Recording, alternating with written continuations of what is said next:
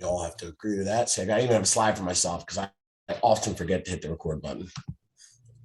So let's kind of jump in real quick where we left off yesterday. Let's talk about some ahas. What were some of your takeaways from yesterday? What did you learn? What didn't you know? What was new? What were you excited about? What did you go back and do?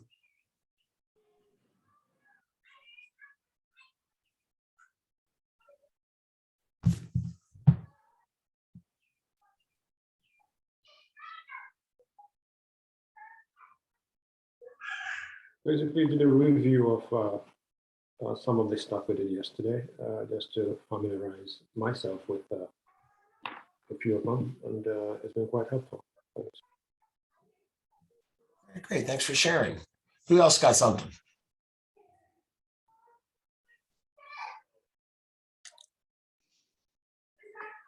Can you hear me well? I can. Okay. I could not stay for the whole class. Like I told you, I had to do an MREA class. So I left you when you were doing the mykw.com, and I did get your email. So I tried to make sure I got all of that in. So I think I'm up to date, but it seems as though I'm probably all right if I did what I'm supposed to do. Takes time, right? Huh? I said it takes time, right? And I know, Yeah. especially the first day, you get a lot of information, right? Especially if you're brand spanking new to all of this, it can be a bit overwhelming. There's no doubt about that. All right, I'm going to need one more. If I can't get 3 ahas or 3 somethings, and I feel like I didn't do what I was supposed to do yesterday. I gave you one. You never you don't come to this class and ever know it all. Every time I come in and you teach, or Kyle, I seem to learn something that I wasn't ready to hear or that has changed. I appreciate that. Agreed. I appreciate that. Now, for the rest of you, I have 4 people on camera. And this is the last time I'm going to say it, but I need you guys' cameras on. Right? That tells me you're paying attention. Help me out. I would All right, love let's to go. put mine on, but I'm having trouble with my computer. On this All right. computer, I usually use my husband's, so I can't put the camera on. Sorry. Understood. So did anybody make contact with the Market Center tech trainers just today? Make note of who they were. If you didn't know who they were, here's that screenshot again. That's the person in your world, right? Today we're going to talk about contacts. And I'm going to go ahead and share screens in a second. But when I talk about contacts, contacts really are everything, right? This is what I call a relationship business. There are some people that make really great livings with vast amounts of people in their world. Law of numbers will take over at some point in time. I'm not that guy. I believe this is a relationship business, right? You got to know things about people. You have to pick up and talk to them, right? They got to fight for you the moment they hear the word real estate or something's going on in somebody's world.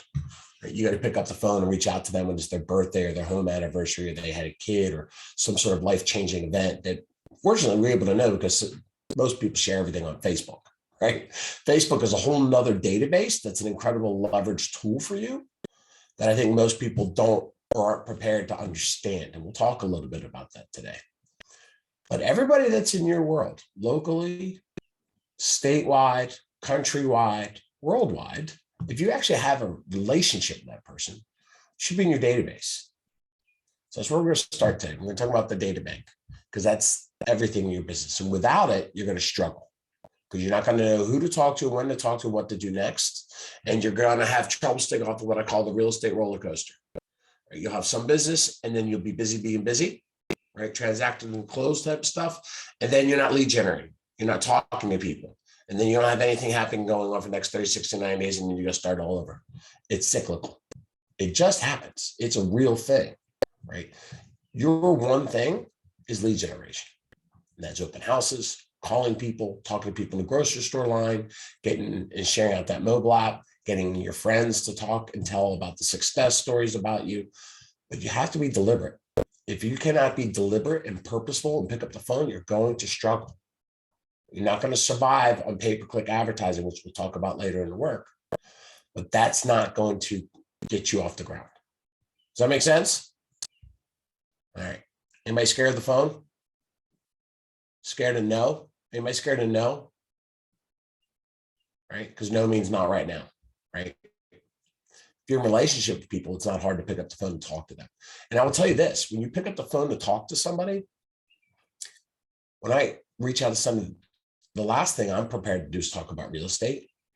I'm going to talk about them because they know you're a realtor, right? And they're going to ask you about real estate. You're never going to have to lead in with real estate if you're in relationship with people and they know who you are. So keep your mind clear on that. All right, let's jump into today's material. Let me find the right screen. There we go. Screen 3. Screen's got a wonky on me today. So yesterday's action steps, right? You had some takeaways and things that you needed to do yesterday to keep moving this ball forward, right? So we talked about finishing your command and marketing profiles. Let's see some thumbs up. Who went in and started editing out those materials, whether it was the My KW profile page or was your marketing profile page in command? Did you guys start making progress there? Yes. Good. Because you need it, right? That online likeness, your digital twin, your representation has to be complete. Now I know that's day 1, and this is day 2. If you didn't, that's okay. Do a little each day. Kind of, you got to get that up to speed, right? You got to get those bios, right? Got to get those headshots in place. Collect those, get those logos if they're not already in your system from your market center tech trainer. Schedule photography for yourself if you don't have headshots, right? Start penciling out and scripting that bio. It's a never finished thing, right? It's something that you're probably going to consistently update because now you're going to start sending in and updating with some of your successes in the industry. So that's something that will happen later, right? So you're always going to keep moving on that. We also talked about tags. Who penciled out some tags in their world of how people are going to come together in their database? Did you guys give some thought to some of what those might be for you?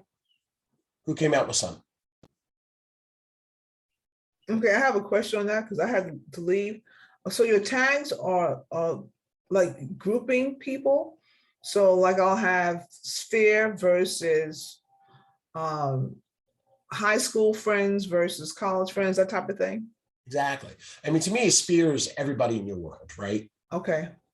But more specifically, yes, high school, college, previous places of employment, church, Little League, basketball, soccer, PTO, Boy Scouts, Girl Scouts, wherever you're meeting people, and what do they have in common with you, right? For me, and you'll see some of these things later, like not only do I have high school, right, as a tag, right, that'll be JHS for me, but then I'll have JHS 90, right? So I have my high school, and then I have my graduating class. And then I've got IUP, and then I've got IUP 96, which is my graduating class.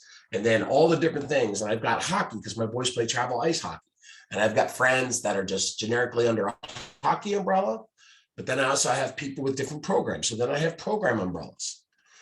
Right. So the reason that is helpful, and we're going to talk a little bit about social media outreach, is that you can do target audiences. Right. You can send a message out that's specific for a specific group of people.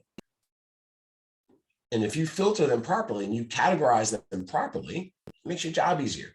And of course, multiple people would have multiple tags, right? And there's not one, it's not a one-to-one relationship. You're going to have tags that are high school, right? They might be your A contacts. It might be your top 100. And they may even be a client that bought or sold for you. They're going to have like 7 tags. And people can fall into multiple categories. But your tags are unique to you. And we'll give you the core basics, right? Past client, bought, sold, buyer, seller. But for you, the rest of it is, what am I going to come up with and what do I have? So Angela, you're right. It's all of those things. Does that give you guys some clarity? Yes, thank you. Awesome. So keep working on that. And I'll tell you what will be helpful to you when you do it. And as we start building them in the system, that you keep them on paper, right? Because what happens is you start adding people to your database and you forget what tags you have. Right. So it's going to take you a little while to get organized, and you don't want to create things on the fly, because what I have seen happen, so here's a perfect example. Somebody might say church, right, as a tag, and then they get more specific without thinking about it. And they put this person and they create a tag called Presbyterian Church of Olney. It's the same tag, but they named it 2 different things. So therefore people are in different buckets. Oh yeah, So that's important consistency to know too. That's a good way. Glad you said that. Yeah, there's consistency in your organizational skills, right? If you are all over the place, then your database will be all over the place and you'll have trouble finding things. you're going to laugh when I tell you, but if you saw my desk, you'd be like, who is this guy to talk to us about organization and consistency? And I will tell you, I know where everything is. But I do know the value and the importance of having everything categorized the right way in your data bank so that when you go to find something, you know how to find it. Systems and tools take a little bit of time. Organization and structure is never a finished product. But if you think about it first and don't create on the fly, you'll be that much further ahead, right? And that's what your PC coaches will be telling you, right, Harry? Now, a lot of people said, well, where am I going to get people to put in my database? Because I've had that. And we touched on it yesterday. Like, hey, I'm new here. I don't know anybody. I was new here too. When I moved back to Virginia in 2012, I had 3 people that I could pick up the phone and call. 3. I had to engage. I had to do open houses. I had to ask those people about people I used to know and make reconnections. Facebook was a great way to do that, right? Because you stay friendly with people, but then you're friendly till you try to be deliberate and you can re-engage. And Facebook allows us to do that, which makes our lives easier. Also, if you're also starting to categorize things, think about most people at some point in time had some sort of spreadsheet on their computer or any computer or hard drive, right? And it might have been a bat mitzvah or a wedding or a Christmas card list or a birthday invitation list. You've probably got names and addresses in your data bank somewhere to start with. So start surfacing that material. Start thinking about where is everybody that I know? Because there's a story and there's a transaction in there somewhere to reconnect. And here's the great thing about it. Reconnection is fairly easy because you can always play the I'm apologizing for not reaching out sooner card. I've been pulling things together, came across your name, and I thought I would give you a call. How is everything? It's just that simple. And then they're going to ask about you. Oh, you know, I just started a new career. I'm in real estate and I'm being more deliberate and purposeful about that. I saw that you had a couple of kids. I mean, it's a natural thing. And then they're going to ask, why'd you do that? How's that going for you? What's the market like? And then all of a sudden you're their local area expert. Just through 3 simple phrases, right? I am sorry. I haven't reached out sooner. Let me rectify that. Be honest with people. It's okay. It's okay to be vulnerable. All right. Part of things going forward, you're going to have a website. Okay. We talked about branding a little bit yesterday, and you're going to have a website. It's going to be yourname.kw.com. I do recommend that you make a small investment, about $12 a year, that you go out and buy your own domain. And we touched on branding a little bit yesterday about you can't own a team name if you're not a team. I can't stop you from buying that, but I will tell you not to market yourself as such. But at the meantime, if you're a solo agent or an individual agent, go to GoDaddy and buy your name. Protect yourself, right? DaveDonaldson.com, DaveDonaldson.net, one or the other. I couldn't get .com, so I have to get .net. But here, I'll also tell you this. I have my kids' names, right? My kids are younger. And of course, they're obviously, like every other parent, they're going to play in the NFL or the NBA or the NHL because, you know, that's who they are. But I think it's important because we don't know what the future holds for us, that we protect our online likeness. Whether you actually use it in your business or not is not really what I'm telling you to do here. I'm telling you that it will help you in one way or another and protect you from doppelgangers or other people that have your name, that the direction goes in a different way. So there is a way to use that daviddonaldson.com in your business. In the beginning, it might just be redirecting them to a landing page that's your bio card and your website, or to your website as a whole. Okay. But I do think you should own it and pay the $12 to get it and renew that every year. Now, when you do that, you can go to a place like GoDaddy.com. You can buy it. They're going to want to try to sell you a whole bunch of other things. Don't do anything but buy a 1-year subscription for your domain. Don't buy 5 other versions of your domain. Don't buy it for 5 years. You don't need an email service. You don't need protection. Spend the $12 and buy the domain name. Sound good? Just a little free advice. And I wasn't kidding about the kids' names. I've had my kids' domains for 7 years. My boys are 16 and 11. I parked their domains. I pay $12 a year for their names.com because I never know what they're going to need. All right, so let's move ahead. The next thing that we talked about was sharing the app. Who jumped in and played around with the app yesterday? The real estate app. Yeah, I sent it to a few people already. Awesome. Did you get any feedback? Yeah. At first it was a little confusing to set up like your account because when you send them the app and it downloads it, it sets you as their agent, but they still have to make an account. So it was Correct. a little bit confusing, but I just explained it and they got it right away. Yeah, there's a reason for that, right? Because you can't force register somebody, right? It will brand you, which is the easy thing, which is really what we want. But they could surf without creating an account, but the benefits of them creating an account is for you and for them from a communication standpoint, right? If they just generically use your app, you're not going to know and you're not going to be able to track their activity. This isn't necessarily what I tell them, but I just let them know that it's an easier way for when they have an account, then we can communicate openly and easier through the platform. If they don't create an account, right, it's hard for them to connect directly with me through that system.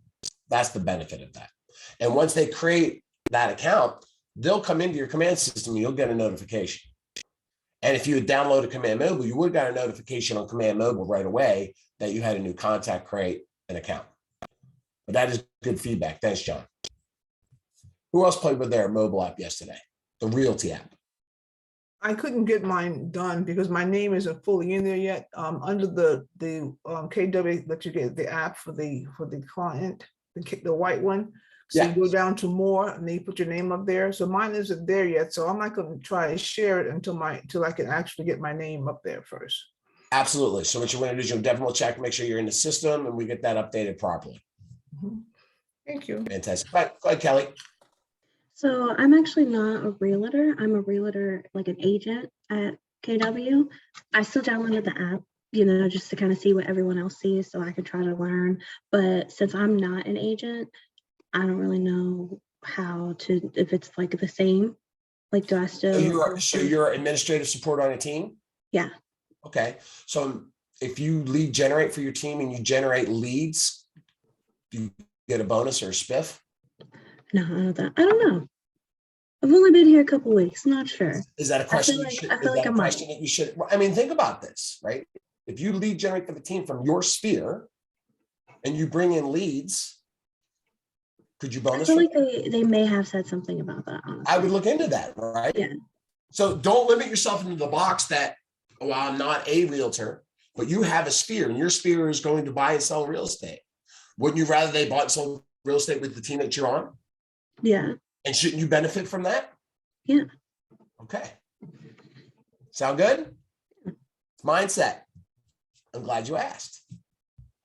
Anybody else have any thoughts on that? Go ahead, Lauren. So I have a very common name. So I have a DBA. How does that show up in the systems? It's on I applied for my license with the board with my DBA. I just didn't know, like, what does everybody see and where? It honestly depends on what you put in the system, right? When you put your marketing name, you can put Lawrence St. George or your DBA if you use something else, right? I'm Dave or David, right? Okay. I also have a common name, but my license is David Donaldson, so I market myself as David Donaldson. There are a couple other David Donaldsons that are realtors, but not a tremendous amount of them, right? There's an MIT guy, there's an architect, there's a musician, but my branding, my consistency, that if you actually search for David Donaldson, I will surface. But if you search David Donaldson Realtor or David Donaldson KW, I own the page. Okay. Yeah. And then if you have to buy a DBA that's different than Lawrence St. George, right? As long as that DBA is on your license, then you legally can use it. Oh, okay. Yeah. Outside of nicknames, like I could have Dave Donaldson instead of David Donaldson, and nobody's going to give me a hard time over that, right? Yeah. But if all of a sudden I started calling myself Richard, right? That's a little bit different because I'm not legally Richard Donaldson. Although I've been called that. Okay. Kelly's like, what the hell is he talking about? All right. It's all good. Any other questions? We're on the app. So who besides John shared the app with anybody? Anybody? I did. Okay, good. So I have been wanting to use the sharing the app at like open houses and things like that. Can you walk walk me through how is that a normal conversation? Like how does that work? Well, that's not a problem. So Nancy, thanks for coming in today. Hey, Dave, how you doing? So I have you can get information in this house. So one, I'm going to have you register. So if you would register here, and I'll have a QR code that they scan and they will register and sign in. And they'll say, right? And then I'm going to send you my mobile app. And the reason you have that is because it's going to give you all the details about this property. And as you're driving around the neighborhood, you may see other properties that you're of interest. And this will give you the most up-to-date information about what's going on in those properties. And if you happen to have a question on one of those, feel free to ask me or ping me or text me because it allows you to do that. I'll give you the most up-to-date information that I have. Okay, so it's 2 steps. You have them register and then I send them the app. and then send them the app. Okay. Yeah. So what I do is I generate a QR code, Yeah. which is that little swirly box, right? That Yeah. takes them to a registration page. So therefore I get their phone number and then I just text it to them. And then I'll tell them, hey, I just texted you an app that has all the details on this property. Okay. Okay. Thank you. Yeah. And it's an open house. So they don't know you. So they may or may not do it. But any percentage of conversion is good. Right. Okay. Can I Yeah, ask? I just did the progression of how you introduce it. That's good. Thank you. Early and often. Can I ask a question real quick? Sure, Harry. So when I do my Facebook ads, which I'm sure you'll talk about at some point, it gives me an option to, instead of using my website as a landing page, to use my app. It's the same app, right? Yeah, but on a Facebook ad, I'm always going to use the landing page on my website, which essentially is the same thing. Yeah. Okay. Just making sure. Yeah, we'll cover that on Wednesday. Mhm. All right, so moving on. All right, I'm going to come back to that. I was going to give you a tour, but we went through that yesterday. I'm going to talk more about contacts today. So yesterday I gave you guys a download of how to download, and then I gave you the download in the email yesterday. You all should have received an email from me with some links in the slide deck and everything we talked about, right? So building out that slide deck is the most, or not the slide deck, that contact form is the most important thing, right? Because you want to get people in your world and you want to know things about them. So inside of Command, we like to gamify things a little bit. We'll talk about percentages and we'll see that on some of the scorecards when we bring those in.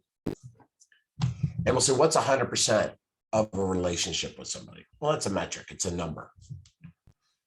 But at its core, it's gathering of data, right? So if I have a name, an email address, a cell phone number, and a home address, we'll give you 20 percentage points for each of those. We'll say you're at 80% of gathering information for them. Now, also, you'll see that I had this broken down a little bit more detail. That's 60% for house score for name, email, and cell, because that's usually a lot of times what people have, that they don't have the home address, because that usually takes a little bit of work of either going through tax records or actually asking the question and finding out where people live. So I'll call that a lead, right? If you got 60% data, then they may be a lead. You may or may not be in relationship with them, but you've gotten their contact information somehow, okay? Now, to move them from a lead to what I'll define as a contact, or somebody that I'll have had a two-way conversation with, I need to know things about them, right? Where do they live? What neighborhood? What's their address? What's their birthday? Do I have social media connections with them? Pinterest, interest, LinkedIn, so, right? Whatever that it looks like. Did I tag them? Did I put them in a category or a bucket because they have some sort of relationship with me and somebody else in my world, right? Custom fields, I'm going to show you how to build those, right? Because we ask you certain questions inside of Command about people, their name, their address, email address. But there may be certain things that you ask people that you want to know about on a regular basis. And one of those things I'm going to give you, you can write this down and I'll show you how to add it to the system. Do they own or lease? You should be able to answer that question about everybody in your world that ends up in your database. Do they own a house or do they lease a house? Because it matters, right? It matters in the conversations you may have with them at some point in time. You'll see also now I kind of have something called pie choice. Well, pie choice is something I do for some people in my world, not all. Thanksgiving, I give pies out to people that have either bought, sold, or referred business to me. So I track what choice they are, because I'll go to Costco, I'll buy pies, we'll have apple, pecan, and pumpkin. And then I'll just track their pie choice. So next year I know what they had. So there are ways to structure this out anyone. You could have who's their favorite superhero, what's their favorite car, what's their favorite candy bar.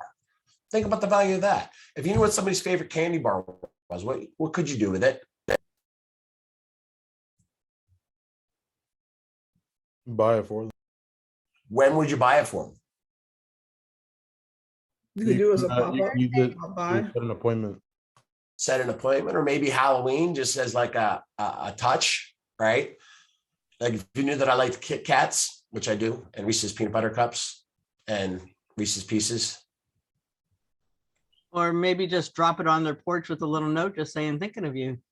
Right. There's no wrong reason, right? Thinking of you, right? Halloween, because we know parents buy stuff for their kids, but maybe get them a big candy bar. It's just a little thing to stay in touch because you know things about them and people like that. Wow, John sent me a Kit Kat on Halloween. That's pretty cool because that came up in a conversation at some point and you remembered it and you wrote it down, right? There's value in relationships.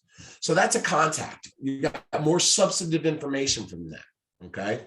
And now when you're actually in a relationship with them, you have them on smart plans. You know when their birthdays are. You have them on the call plan. They're branded to you because they're using your mobile app. Now you've got a well-rounded relationship that you could talk about any number of things, right? Talk about who did their team just get in the draft? How bad was the draft for the Commanders, right? How great was the draft for the Eagles? I mean, things like that people like to talk about. No? You guys don't want to talk about the Commanders? I understand. It's tough. I get it. I understand. So the more information you have, you got to have a place to put it. So that's your database. You can never ask the wrong question. You can never ask too many questions. But there's a point in time when you ask questions, right? You don't ask all these things the first time you meet somebody. When's your birthday? Where do you live? They're going to think something's weird, right? Could talk football all day. I love that. Thank you, Melissa. But the more you talk to people, the more you're going to learn about them. And the more you got to put in your database and track what you learned. That's getting in a relationship with somebody. Does that resonate with you a little bit? Tell me how this makes you feel about trying to get this type of data. Because most people have a wall and feel that they can't do this.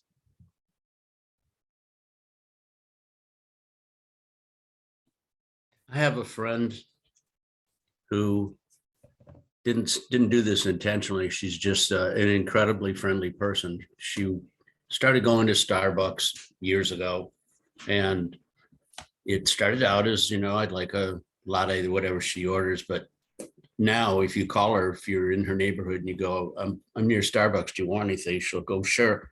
Just go in and tell them it's a Melinda. And she does this special kind of coffee. It's not like it's earth-shattering information, but you walk in and say, I'd like a Melinda. And the clerk or whoever back there, barista, whatever, would go, oh, how is Melinda? I haven't seen her in a couple of days. She comes in here every day. Da, da, da, da, da. So she naturally built a relationship. She didn't walk in first saying, hi, what's your favorite sports team? I want a coffee. So it's really just getting to be communicative with people and striking up a conversation which can lead to a good relationship. Absolutely. I think. No, you're right. Relationships take time. So that's why I struggle with the law of numbers, the amount of people in your database, right? And just jamming a ton of people in there. Like I said, there's a method for that. But when you get in a relationship, like I want to be a generational realtor and I'm close. Like I've done parents, I've done kids. I haven't gotten to the point where I've done parents, kids, and their grandkids yet. Been in a business 15 years, it's going to happen, right? But that takes time. But that's a relationship business, right? You got to know when those things happen, and you know all kinds of things about people. The coffee shop's a great example because I have a friend of mine that we used to talk about doing business. She's like, I think I'm going to start going to the coffee shop. So what we did was we set her up in a coffee shop. She got a little, like a magnet for the back of her laptop, said, ask me about real estate for a free cup of coffee. Right. So she would work, instead of working from the office, she would work from her coffee shop and she would buy 5-10 cups of coffee a day. And people would ask her random things. And she would say, hey, scan here, get my mobile app, like all different simple things. People might just ask about the industry. They might ask about the app or hey, around a house around the corner. And so she just built her local relationships through that local coffee shop with a little sign on her computer. Ask me about real estate for a free cup of coffee. There's a lot of business that's made over coffee. So I see somebody saying hey, it's a little uncomfortable asking people for their addresses. You're right, it is. So it has to be timed right.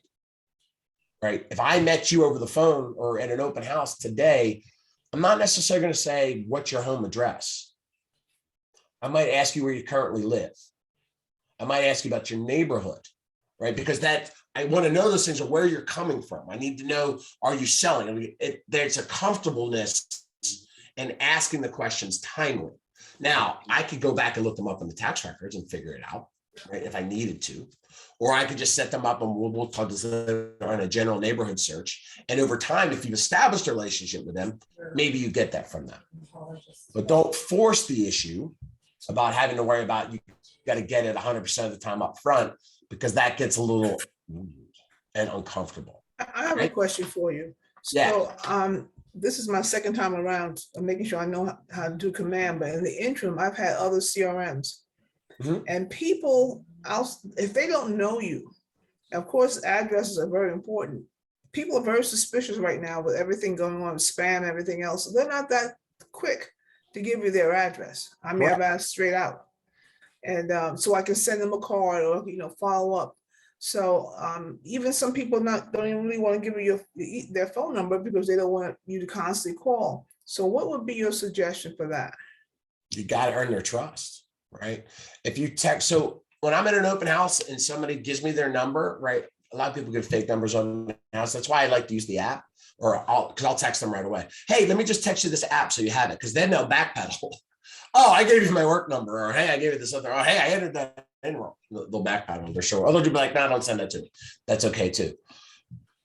But it's real, right? Everything you said is true, but you still have to ask. You have to get comfortable asking those questions. Cell phones are usually pretty easy because they're usually calling you or texting you or coming from somewhere, right? You're usually going to get that data, but how you react and how you talk to them, like, you have to establish a rapport where you're not just bombarding people with information, because they'll end up blocking you. Right. That comes through PC, right? That's working with your PC coach, and there's a skill to that. You can't be afraid of it, but you have to come from contribution and give them proper information. We're going to talk a little bit more of that on how to communicate through smart plans and the type of information people may want from you. That will make that a little bit easier. Okay. All right. So moving on. So Facebook is a database. Facebook is a database. Now, this is not a Facebook class, but this is definitely something I want to share with you. And this is not something that I'm going to allow me to get sidetracked too much. Okay. So I will share this with you. All my Market Center tech trainers know how to do this, and they will be impressed that you go back and ask them to do this if you have problems. But as you're building your database, okay, you can get a list of your Facebook contacts, their birthdays, and their Facebook pages in an Excel spreadsheet. You can take all that and you can put it in the command. Now, you may or may not want everybody from Facebook. I got that. But you may want a lot of it, right? So what you can actually do, and I will show you how to do it, and it'll be recorded, but I'm not going to stumble through this too much, okay? So let me just show you guys this real quick. So from Chrome, okay, like if you're on like your Google homepage, on your upper right-hand side, there's 3 dots. Okay, if you click the 3 dots and you go down to more tools, there's a thing called extensions.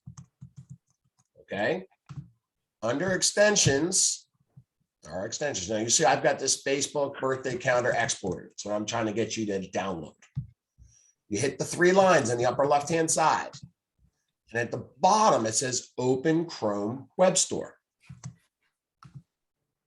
You will search for Facebook birthday.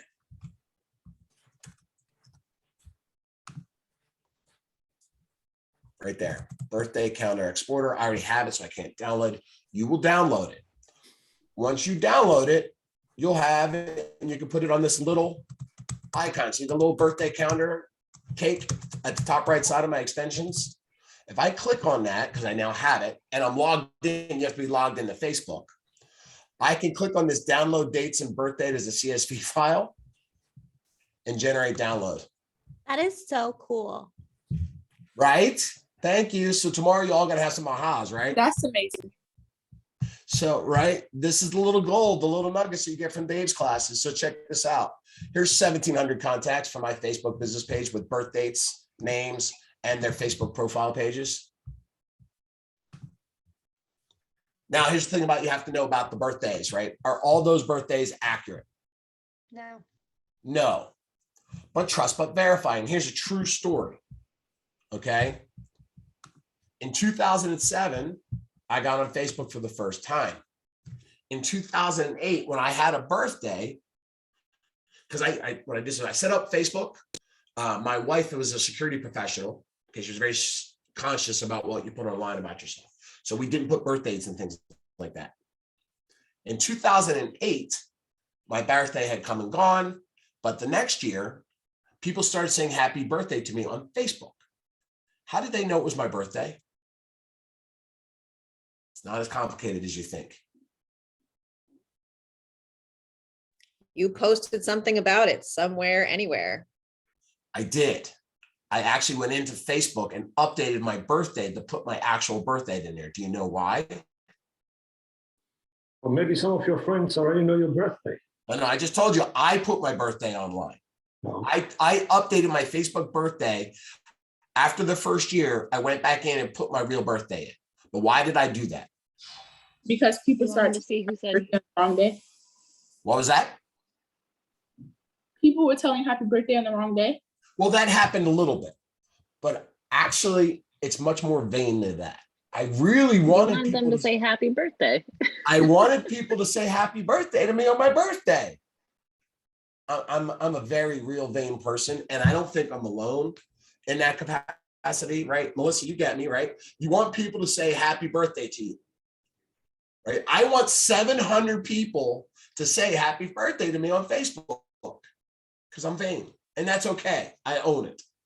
I live with that. It's all right. That's the fact of the matter. So most of these birthdays on Facebook are going to be true. But trust but verify, right? Depending on who the person is, maybe you have a relationship, maybe you don't. If you don't and you've gotten their birthday, wait till that pops up.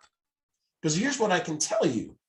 Their parents and their grandparents and their brothers and sisters aren't calling them anymore. They're just saying happy birthday online.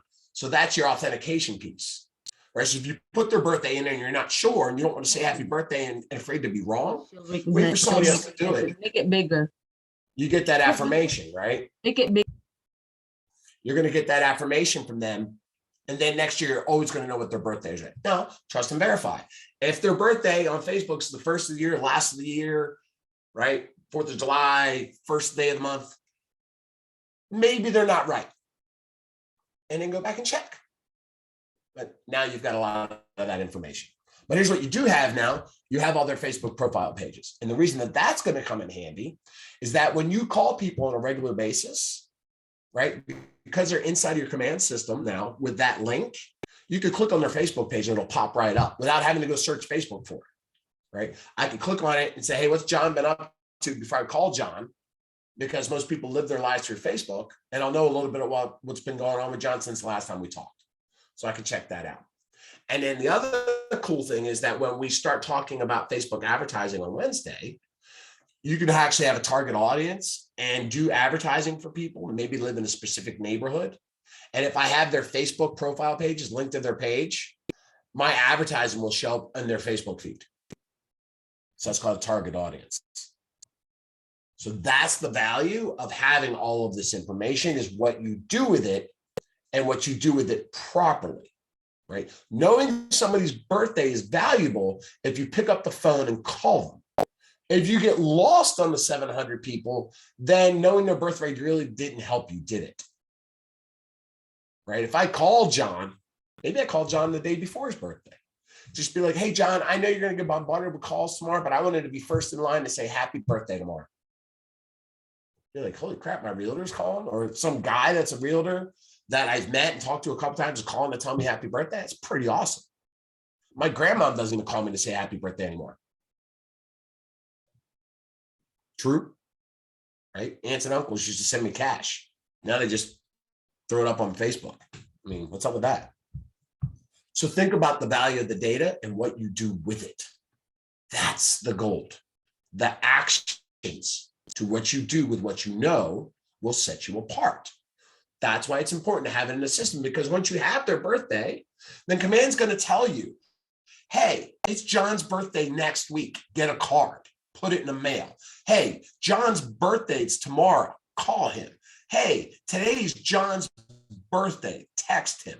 Hey, today's John's birthday. Put a post up online. Now, the system will tell you to do all 6 things. I'll tell you to do 1 or 2 of them. Okay, 6 might be too much, a little creepy. But if you called and sent a text or called and sent a card, are you separating yourself apart from the noise? Yes. Yes, you are.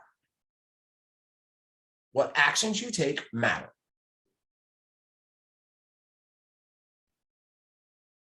How do you feel about that? So are you doing this from your business page or your personal page? When you download that export, won't download from your business page. That will download all of your personal contacts. Correct. That's where you're getting them. But are you like doing any commenting or any engagement? No. Personal So or business? No. When I'm commenting on them, I'm commenting as me. Right? It's David Donaldson saying happy birthday, Lauren. Right? It's not David Donaldson Real Estate Group saying happy birthday.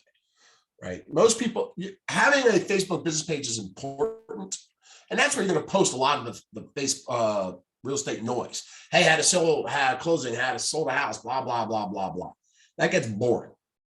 You got to do it. And it needs to be in your business page. Don't over bastardize your personal page with successes in real estate. Come from contribution and talk about real estate. Maybe share an article, maybe share interest rates, but don't bombard people with open houses and nonsense. Right? But when it comes to saying happy birthday and stuff like that to people, be real. Say happy birthday online. That's my personal opinion.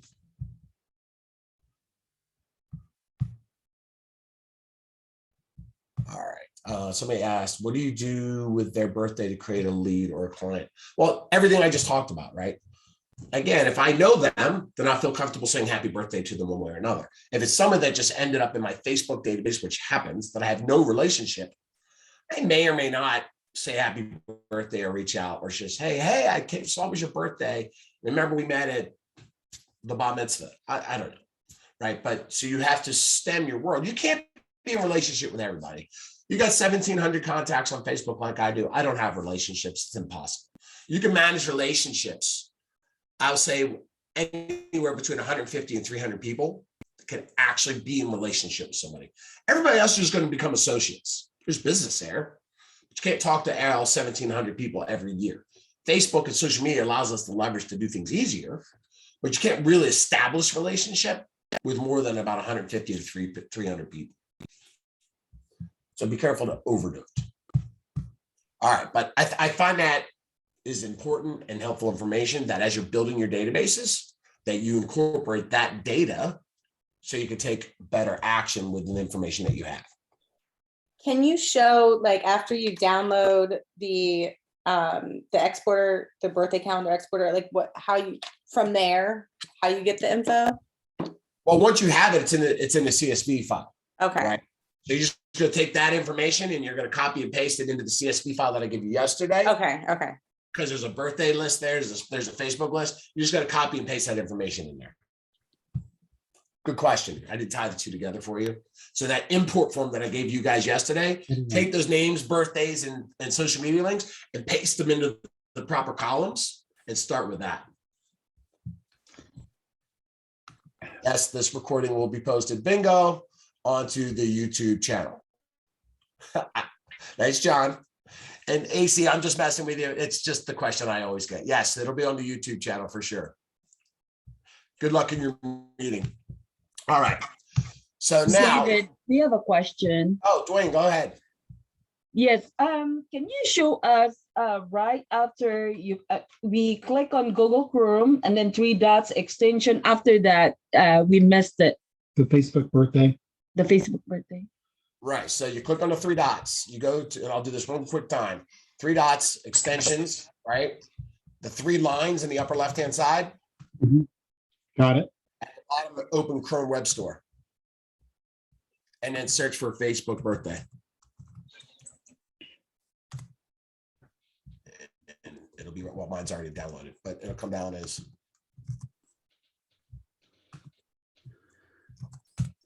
Thank you. Moving on.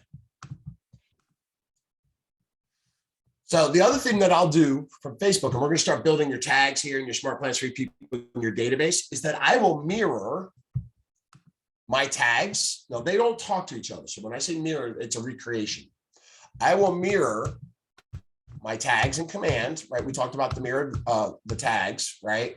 Past clients, buyers, sold, past sold, high school, college, previous employments. I'll create those same tags in Facebook. Now, on Facebook, they're not called tags. They're actually called lists. So you can actually build out lists of people in Facebook and name them the same thing as the tags in your database, so that when you post things on Facebook, I can post it to a specific audience, right? Because most of us have gotten into the habit that when we post something on Facebook, we'll make, there we go. When you're posting something on Facebook and you're pasting it on your page, right here, we're defaulting to the public, which means you're sending it out there and only a certain group of people are actually seeing it, okay? Now think about if you were actually more deliberate on your audience on Facebook, okay? Let's say for a minute that I took a listing now near my hockey rink and I wanted to advertise that listing and let people that I'm friends with around that hockey rink know that I had a home for sale around the hockey rink that they play for. But that would make sense to everybody, and not the right people would see that post, right? Because Facebook uses an algorithm. If I change this from public and I go to my custom list, share with hockey. Are we supposed to see your screen? Oh, am I not sharing? Thank you. All right, I'll back up a sec. I'm on my Facebook page. Everybody see me now? All right. So like if I was going to post something on Facebook, it'll say, hey, you're going to post this to the public. That's just what we do, right? We say something, we put it out there. But I have lists of specific audiences that my friends are grouped into. So I could change that from public to a custom list, right? Here's all my lists. JHS 90, right? Ashburn hockey. So if I was to say, hey, I took this new listing in Stonebridge, those of you that live near the hockey rink might find this interesting. So this post will go out to everybody that I'm friends with that I have on this hockey list. Now, this is not a command feature. This is a Facebook feature, but I have this same tag inside of Facebook.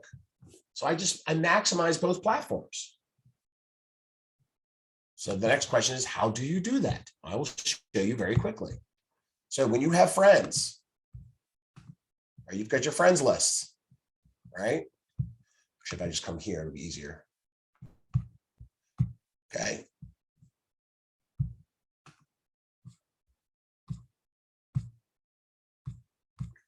It's been a minute since I've done this, friends. There you go. So when you go to friends, there's customized lists. And look, oh, by the way, there's birthdays. Right, so if you're actually on Facebook, it'll break down birthdays by week, by month, by year. But if I go to customize list, right, I can create one.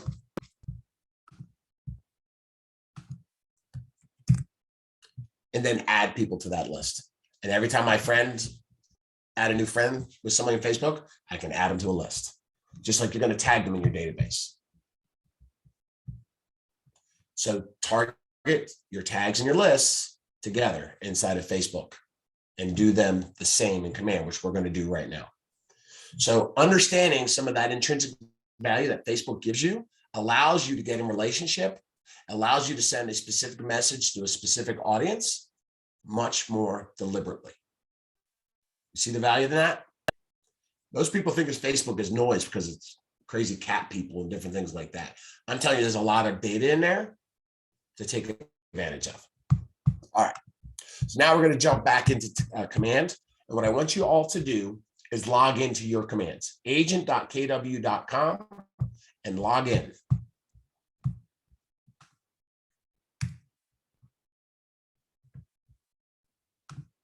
All right.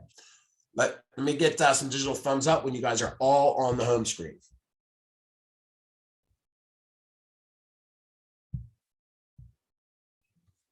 Give everybody a quick second. Everybody there?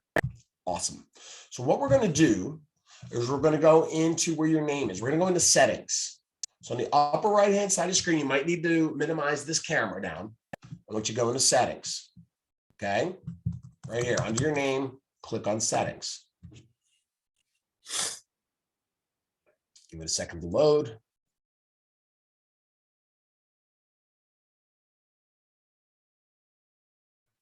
Now on the left-hand side, you'll see the word that says command settings. Go to settings, go to the left, go to command settings, hit the drop down, and you're going to see the word contacts. Okay. Go to contacts. You're going to see contact tags. Contact tags. Digital thumbs. Everybody with me? Awesome. All right. Click on tags, and it's going to open up a screen. So what you're going to see, if you haven't built any tags yet, then you'll see a series of white tags that says agent, KW agent, past client, bought, sold, etc. They're provided to you because they're already in the system. Those are default. We know that everybody's going to use those. Great. Now you know you've got a starter list. Now you need to create your own list, which is why I told you to kind of pencil some things out, right? So you'll see I've got like 120 different tags in here. Some of them use some I know, but here's what you will see, right? Extreme hockey, the same list that I had over on Facebook because I created them in both places. They don't talk to each other, but I created them in both places, right? You'll see if you're a Buffini person, I've got A's, B's, and C's, different types of contacts, right? A and W, if you're in a PC program, they talk about the daily twos. It's calling through your data bank systematically over 13 weeks. You break up your database alphabetically with two letters a week, and you call through everybody that their last name or first name starts with those letters. So I build a tag for those. So here's what I want you to do. I want you all to create a couple of tags right now. I want you to go create tag on the upper right-hand side. I want you to type something in. A and W, do that first. Or a contact, or church, or JHS, whatever your high school is. I want you to create a couple of tags, and I want you to give them colors. Have fun with colors. Colors are fun. Colors could also be another level of filtering, like maybe your colors mean something more, but you don't have to go to that detail. I will ask you to not use the white because KW uses the white for their default tags. So I recommend that you do not use the white, that you use some different colors. But I want you to go in and create 2 or 3 tags. So if you can all just go ahead and do that real quick, just so you get comfortable with it. Type in a name, pick a color, click create. Type in a name, click a color, type create. And if you want to start building out your daily twos, right, it'd be like A and W, B and E.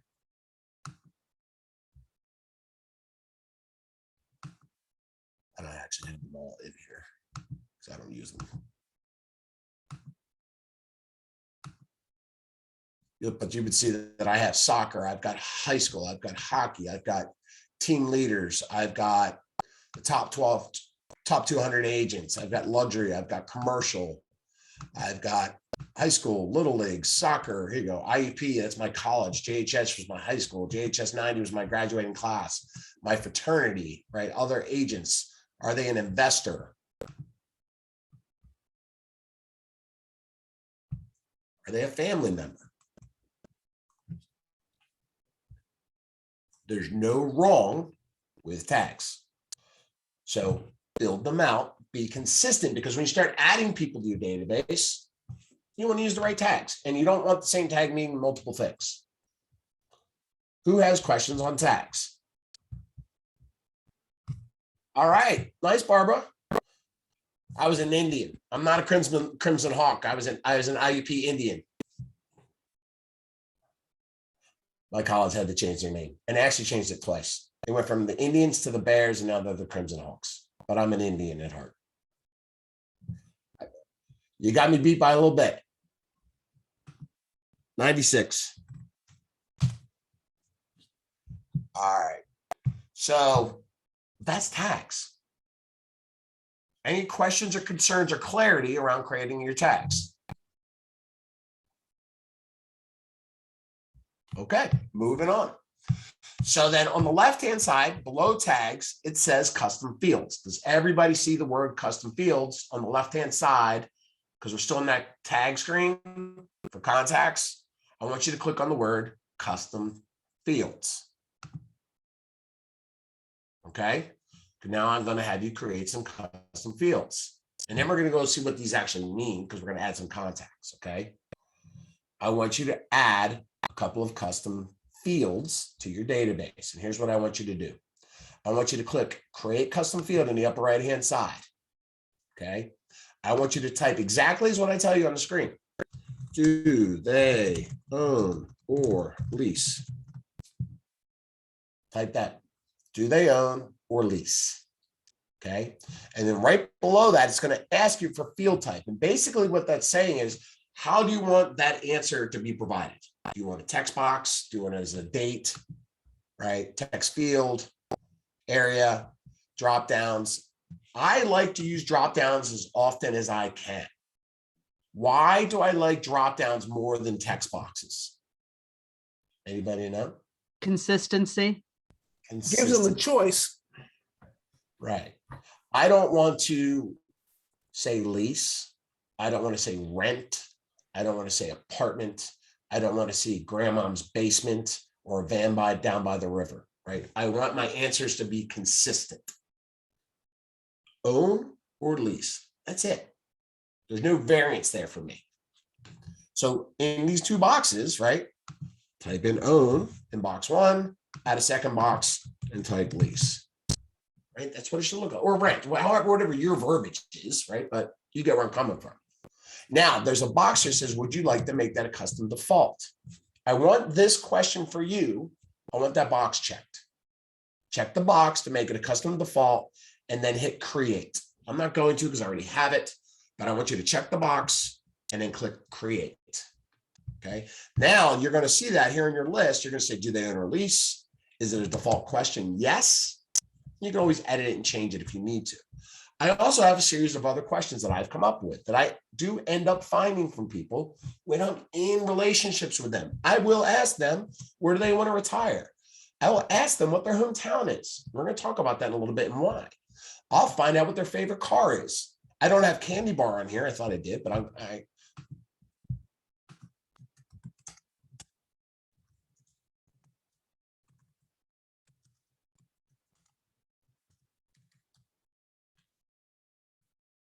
now you could create a drop down, but I'm probably just going to make that a text, right?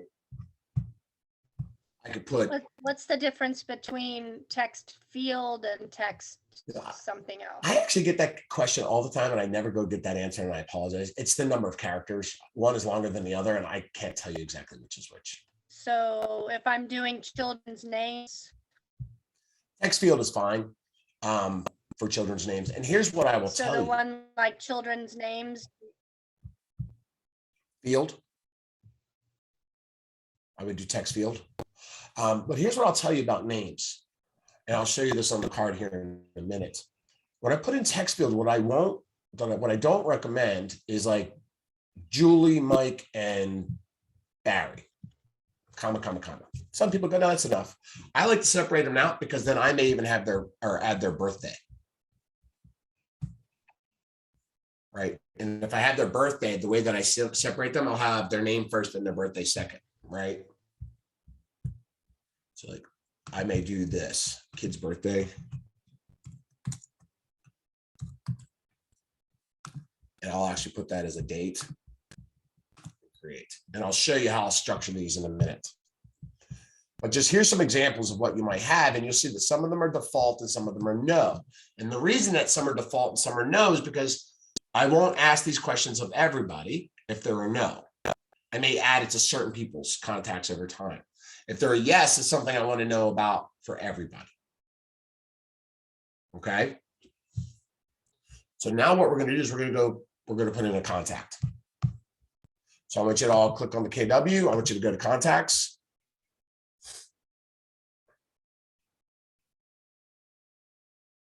Give that a second to load. And I want you to add a contact. We're going to walk through adding a contact right now. Okay, so I want you to come in here. I want you to click the add contact button. And you should all see this screen. Give me a thumbs up and let me know that everybody is on the contacts page. Everybody's clicked on the add a contact button and you see the ability to add a contact. Okay, awesome.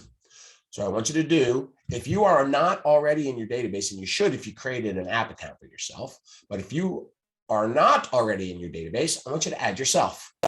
Don't use your KW EMS, use a generic, that free mail that I told you not to ever use for business purposes, right? Put yourself in there. If you don't put yourself in there, put a family member in. If you don't put a family member, put a contact in there. But I want you to put somebody into your database. And I want you to just go ahead and start filling in the blanks. I'll highlight some of the important things right now, but I want you to do the work right now and just start filling this out because it's pretty intuitive, right?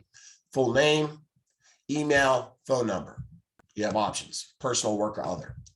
This add relationship button is very helpful because if they have a significant other, okay, you can put their name in here and it will create a contact card for them too.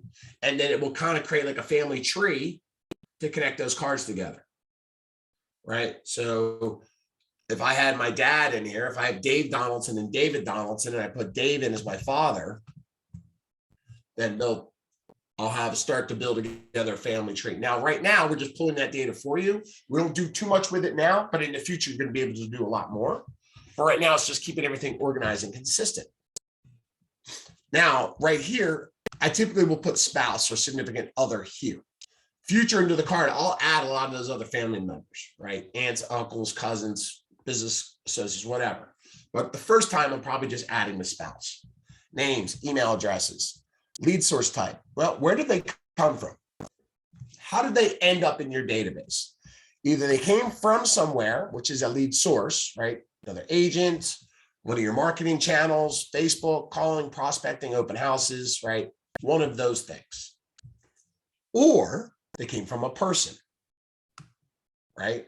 If they came from a person that's in your world, you can connect them like a family member. They're called a relationship, right? So if I was adding Harry, right, to my database, which he's already in there, I was adding Kelly to my database, and I said Kelly came from Harry, I'll see Harry on my list because Harry's already in my database. So now I'm building a referral tree. Now I know that this lead came from Harry. So organize your world so you know where things are coming from, okay? Now, right here, it says mark as a lead or add to sales pipeline. I want you to forget about the add to sales pipeline for right now and understand what does it mean if I check them as a lead, okay? If somebody ends up in your database that you've never spoken to, or what I call a one-way conversation, they're a lead. Now, leads mean different things to different people. Inside of Command, a lead means a one-way conversation. The moment you have a conversation with somebody about doing something in real estate or what you can do for them in real estate, regardless of the timeline, they're no longer a lead because you've connected. You know who they are and they know who you are. So they're no longer a lead. Have not mets and mets. That's the difference between a lead and not a lead in Command's world. Okay? Definitions matter. Now tags, right? So if you build a tag list, then you tag that contact with the things that are pertinent. Maybe we went to high school and graduated together. Maybe they're from hockey. Right? You can create a blank tag here. If I say dummy tag, create dummy tag, I could actually create one on the fly. I don't recommend you create them on the fly. This way you run into issues. Fair? You can do it. I don't recommend it. All right, then you're going to add more information. So this is going to ask you more. What else you want to know about this person that you know? Well, how do they like to be communicated? This is just FYI, right? Kelly likes for me to text her. Boom, go ahead and do that. Secondary emails, secondary phone numbers. You can add multiples. for that contact, right? We all have them. What's their home address? Where do they live? There's value in this, right? I'm going to show you what that looks like in a minute.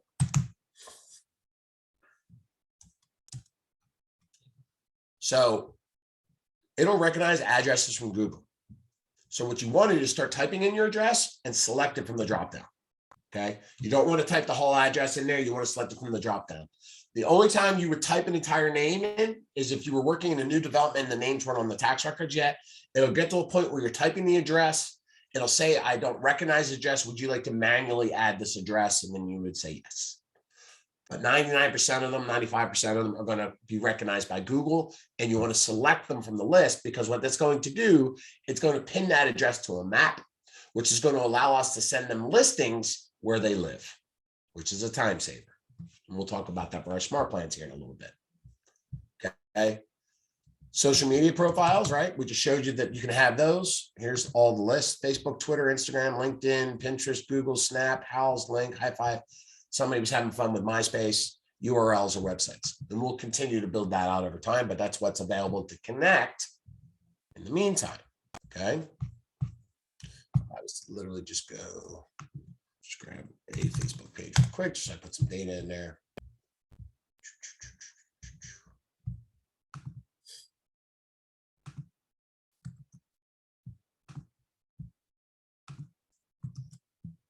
Okay. Then about the person, where do they work? What do they do? Right. And then below that, you see the custom fields that we just built, right? Do they own or do they lease? Because that's a default question, shows up on that contact card, right? What is their hometown? Right?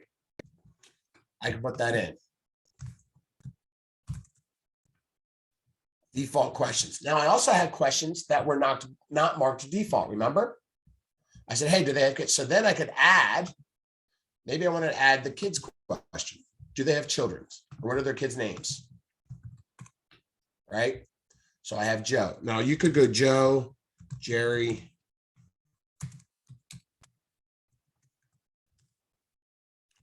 Kramer, right? Just because you want to track them. I like to be organized. So if I put Joe in, then I'll put Joe's birthday in if I know it.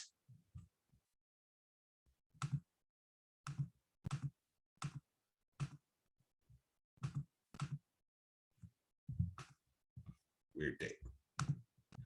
If I had Joe, Jerry, and Kramer, I couldn't do birth. I wouldn't know who the birthdays are affiliated with. So again, it's just a matter of how micro, how detailed you want to get for the information in your database. Entirely up to you. Then when I click create, I'll now see that person in my database, right?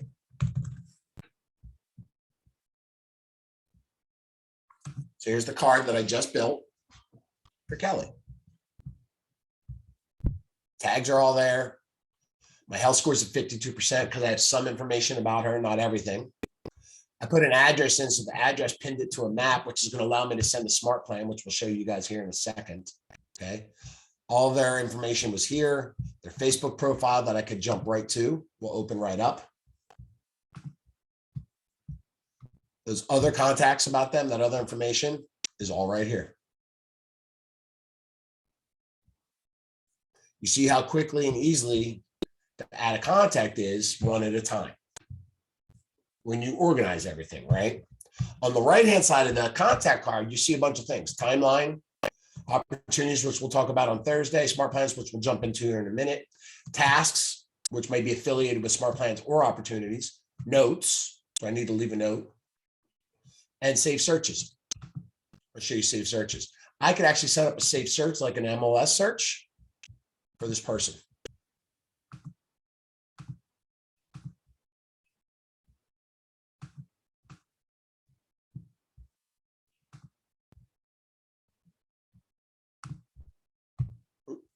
Brush that right out.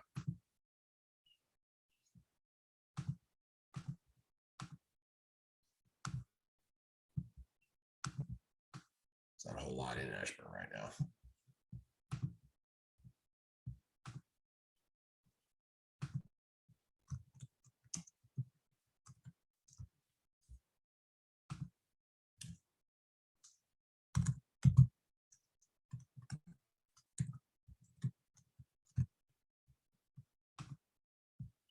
And then, so I put their information there. I was missing an email address, so I added that. How regularly do I want to send these out? They're different than the MLS, right? Instantly. So the moment a listing pops, daily, weekly, bi-weekly, monthly, right? Do I want to send emails or not? If I don't send an email to them, they won't receive an email update, but what they will see it is on their phone. If they have an app, they'll see it on their app. So you have to decide, do I want to send emails or do I just want to push it to the app? You need to know if they have an app. We'll show you a minute on how do you know if they have an app. Great, save search. Okay. I now see that I have them subscribed to that save search, and that will update them based on the information I just gave them. So now you're getting real value out of the database and how you're going to communicate with somebody, right? All right. Now I said that you would know. How do you know if somebody has your mobile app? Okay. This is your dashboard. This is your contacts dashboard. You can customize your dashboard any way you want. So the way that mine looks is going to be a little different than the ways that yours looks. Okay. So you'll have all contacts that will show up on this display, right? Across top, you've got filters, smart views, which I will show you in just a second. Okay. And then everybody in your database. I'm looking at one of 11 people that have the name Kelly in it because I created something in my search box. So I want to clear that out. I clear that out, then you'll see that I got 700 people in my database. And on this screen, I'm currently looking at 100 of them. If I click that green filter button, I can change that from 10 to 25, 50, 100, or 500. It doesn't really matter. How many people do you want to see at once? Okay. Now you'll see that I've got last contacted. What does that mean? Well, the last time that I recorded that I did something with Kelly or Anna, did I send them an email? Did I make a phone call? Did I send them a text? If any of those things happened, then it says that I contacted them, right? Which just means you have to record that. So if you emailed them, Command will know that you emailed them. If you called them and you told Command that you called them, either by your phone or inside the database, then it'll record that you called them. Okay. Primary number, you'll see their tags, and recently active means were they doing something, right? Did they click through an email I sent them? Were they on the website? Were they on their mobile app? That's what recently active means. Now, how do we know if any of these people are on my mobile app? Well, I can filter by that. I click the filter. I'll see a secondary level of things to play around with. Tags. When were they created? When did I last contact them, right? If I'm on a team or even myself, if I wanted to start calling people that I haven't talked to in a while, and I was consistently tracking when I called people and I said, hey, show me everybody I haven't talked to in 90 days, I could filter that way. Okay. Or if I said, hey, show me everybody that's branded to me. Branded to me are the people in your database that have your mobile app. So in this account, I'll have these people with a green check mark, means they're downloaded and using the mobile app. That's how you know in your world, are they downloading and have a branded mobile app that says John is their realtor. That's it right here, the green checkbox. L means I have it marked as a lead. Green checkbox is the checkbox. That's how you know, and you should know who has that in your world. Now, there's a lot of different ways to filter this, and I can't even go into all the myriad of ways today of how you can filter out your database. So I keep it fairly simple. But if you wanted to create this as a saved view of who's branded to me or who has my app, once you create a filter like this, I now have this green button that says Create Smart View. If you click on Create Smart View and you've done this, I can say, okay, I'm going to name this my app users. Save. Now that filter is created and saved and will be in this dropdown for me to go back and utilize it another time. And every time it gets updated with people that are new, they will be added to that list. So your smart views can be saved for any type of searches that you create. Your farm area, past clients, current clients, app users, birth dates. You can filter by all that data and create a saved search to that. Save the search so you don't have to recreate the search. I know that's wordy, right? But it's a time save. It's going to change. So now I was on my users. If I change that back to my all contacts, right, then it brings me back out of where I was, because that's my default view, is my all contact screen. I just kind of threw a lot of information at you. And this is usually where I start to lose people a little bit. And I could tell some of you are like, whoa. Nothing we just shared was hard. But it does take a little bit of time to get organized. Right. So if you go back to that spreadsheet that I talked about yesterday, the more data that you put in up front, names, addresses, phone numbers, birth dates, social media cards that you have, tagging them and import it, it makes your life easier. Because once you've imported a person, whether it's 1 or 100, that person is already in your database. You can't import them a second time. You can't overwrite data. I can't do an import of 100 people and then go back and update that import with all their Facebook profile information and reload that through the import form. I have to do that at the contact card level. You can still do it, but you have to do it at the card level, not at a bulk import. So be organized as best as you can when you first build out your database. It's a real time saver. Then you just keep tweaking the information every time you talk to somebody. Now, for the last 45 minutes, I'm going to kind of go into something that's called smart plans, which is how we communicate with people on a regular basis. But before we do that, I want to make sure that we're comfortable using the import form. I actually realized I just didn't show you how to import it, so I'll show you that here in a second. Creating a one-off, adding a contact, building tags, building smart views, which we just did here, creating default questions, and adding all that information to your data bank. It's got questions around that.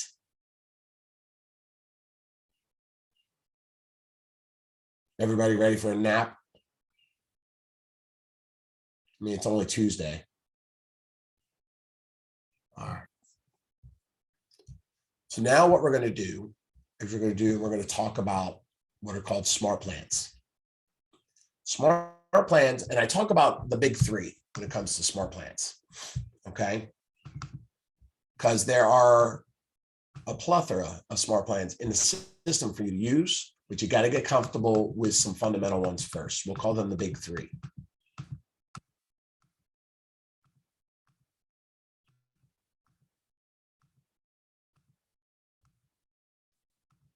All right, the big three. Birthday, quarterly call plan, and monthly neighborhood nurture. Okay, these are the big three that you should get comfortable with. How and when am I calling somebody quarterly? Right, that's where the daily 2 tags can come in helpful for you. Okay, when is somebody's birthday? So it'll tell me to call them, send them a card, send them a text, send a smoke signal, whatever. Right, and monthly neighborhood nurture. I actually love the monthly neighborhood nurture. It's one of the most favorite things that I have available to me from the database inside of this system. So we're going to talk about setting all 3 of these up and what that would look like, okay? So the big 3, so if you go back into your command data bank, okay, your command database, on the left-hand side, right below contacts, it says tasks, and then it says smart plans. Tasks, then smart plans. Does everybody see that? Thumbs up digitally or not? Awesome. Click on smart plans.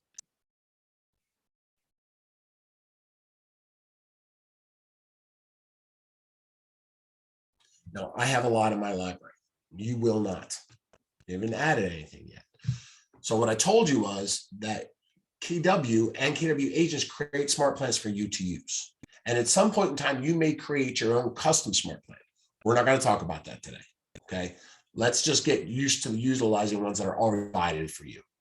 So when you come into smart plans, you're going to come into my smart plans, which means yours, which is going to be blank unless you've already added something. And right next to that, it says library. Does everybody see the word library? Awesome. Click on library. Now, what you're going to see are some featured ones that KW said, hey, these are popular. You might want to check these out. Okay. And then right below that, you've got some KW, it says Keller Williams right there, provided smart plans. There are 10 of them. Biweekly nurture, 8x8, quarterly call plan, which I just referenced, right? Nurture, birthday, monthly neighborhood nurture, open house follow-up, and promote my app.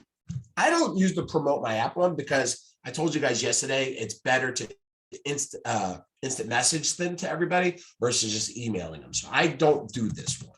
That's me. Doesn't mean you don't. Now, what I want you to do is download the big three that we were just talking about. I want you to come to the birthday smart plan. Oops, I bounced out, sorry. I want you to scroll down to the birthday smart plan. And I want you to add it to your system. So right by birthday, it's going to say add smart plan. I want you to click add smart plan. I can't because it's already in my system, but I'll ask you to rename it because basically what you're doing is you're creating a copy. You're going to create a copy of what already exists and you're going to bring it into your world. And you could call it my birthday. You could call it Nancy's birthdays list, whatever. It doesn't matter to me. My birthday, the my is what they drop in there automatically for you. And I want you to download it. I can't. I want you to do the same thing. Okay. The same thing for the open house follow-up. I want you to add that smart plan. Keep moving too fast. I want you to add the bi-weekly neighborhood nurture. Adding the smart plan.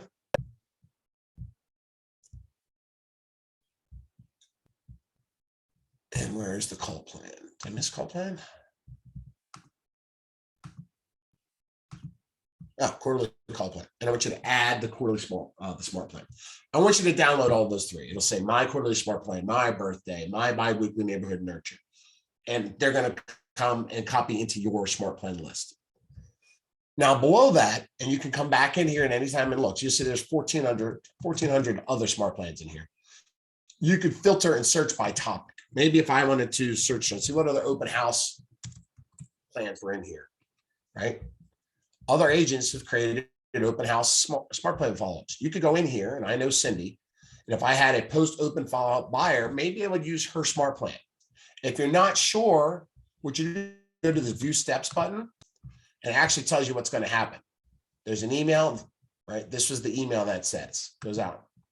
It waits 2 days, then there's a phone call, waits 2 days, then there's a text message that goes out, waits 4 days, and then there's an email that goes out. And the cool thing is these emails that are all there, they're all pre-scripted and coded for you. Right now, you'll see this is like agent name, agent number. You have to go ahead and edit and clean some of that up to look like it's coming from you, but the scripts are there. So you don't have to worry about what you're going to say because we're giving you a lot of that information. So you can go in here and you can filter by open house or Facebook or listing or buyer or follow-ups. You could search by smart plan name. If you knew that somebody like Marty Miller was writing smart plans, which he does, right? You can search by Marty. Right? Show me all the smart plans created by Marty Miller. Show me all the smart plans created by, actually, I don't publish anything in there because there's smarter people than me. Jay Cermak.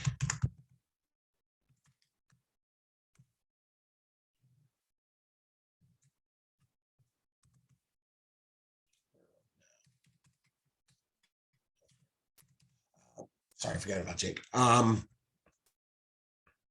Lost my train of thought. Anyways, you can search by person. Okay. There's also a filter. Right now, they are only in English, but we are working on that. And it's close. It's close. Filters allow us to change by duration. How long are they running? Who was the author? How are they rated? Right? And you can filter them by topic. So go in there, throw in there, take a look at some of the different things, but at a minimum, get those big ones that I was talking about. The quarterly call plan, the birthday, the monthly neighborhood nurture. Those are the ones that I want you to have first. And I don't want you to worry about having to customize or create things going forward. And those are things that once you get familiar with the basics, when you meet with your Market Center tech trainer, okay, they can show you now that you've added some and you've been running some, how to build out some new ones or download and utilize other ones that you could customize more for your business. No, you don't have to customize the name. You could just leave it as my, whatever it was called. That's typically what, actually, when you see mine, that's what it'll say. So now when we bounce back to the smart plans list, you're going to see all those ones that you just brought in, right? You'll see my birthday. You'll see quarterly call plan. You'll see biweekly neighborhood nurture, right? You'll see that they're all named by my, right? When you brought them in, right? I've got a bunch of different ones in there. If it won't let you download, then it's already in your database. You may have already downloaded it. Or if you're on a team, there are some team dynamics where you can't create your own, that only the Rainmaker can make them. So maybe you're on a team, I don't know. All right, so now you've got these smart plans and we want to set somebody up on a smart plan. Okay, so let's just look at what they might look like. So if I show you, hey, this is the birthday smart plan, there's this little editing pencil over on the right-hand side. Now the KW created smart plans, a handful of them you do not edit, like the birthday one. The bi-weekly, why will this not open for me? There we go. Bi-weekly neighborhood nurture.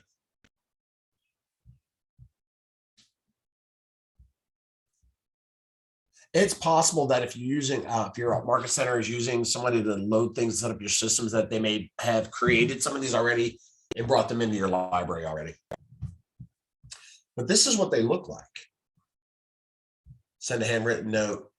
It'll insert their name already there. Now, this is basically a task. This first thing that's telling you to create a card for somebody. Then it's going to wait. It's going to say, hey, here's another task, something to do. Call them. Send them a text. So there's some things that you can edit and change. I don't want you to worry about editing. I want you to get used to using these new smart plans. So the question now is, how do we add smart plans to people? If I have them now, I've got a birthday, I've got a biweekly neighborhood nurture, they're in my world, I have them. How do I add people to them? That's a good question. So from the contacts is the best way to do it, I think. So I'll show you this. There's a couple ways to go about it, okay? My screen is streaming slowly. Sorry about that. Close a couple of windows.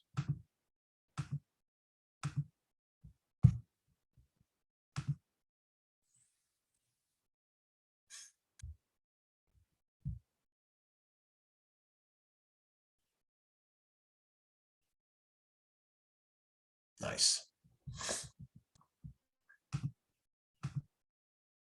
All right, let me get back to my contacts now. Come on.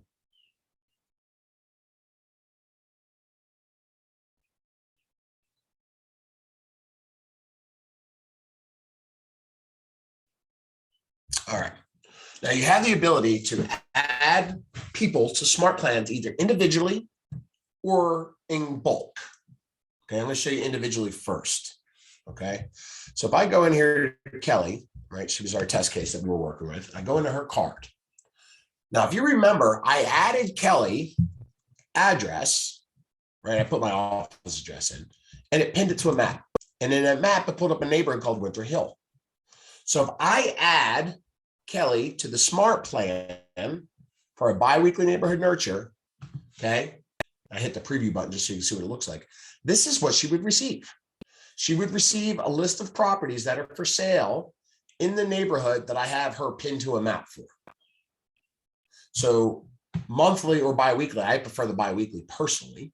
She receives this email from me, just kind of saying here, hey, what's going on in your neighborhood? Now, remember in the beginning, we talked about Safe Search. This is different than Safe Search because now I'm sending things for a specific neighborhood. I'm not filtering it by price. I'm not filtering it by number of bedrooms or bathrooms. I'm just sending them everything in a particular neighborhood. So this is typically what I do for somebody that owns a house, just so I can keep them abreast of what's going on in their neighborhood. That's why it's called a neighborhood nurture. Okay. I usually don't send this to buyers. Buyers get safe searches. Owners get the neighborhood nurture. That's typically what I do. Okay. Here's the great thing about this. This works everywhere, right? So if you have friends in California that live in Santa Monica, then you can highlight a neighborhood in Santa Monica and send that to them. And you're not licensed in Santa Monica, but you can send in that type of detail, right? So when I was telling you to add people to your database that aren't just local, this is why, right? You can give them information that's vital to them where they live, so that if and when they start looking at properties, which you will know if they're using your devices, right? Because it'll tell you. And then you can have conversations with them. Hey, what's going on? I see we're looking at properties. Yeah, we're thinking about moving, or we're thinking about getting a second home. That's awesome. Can I introduce you to somebody?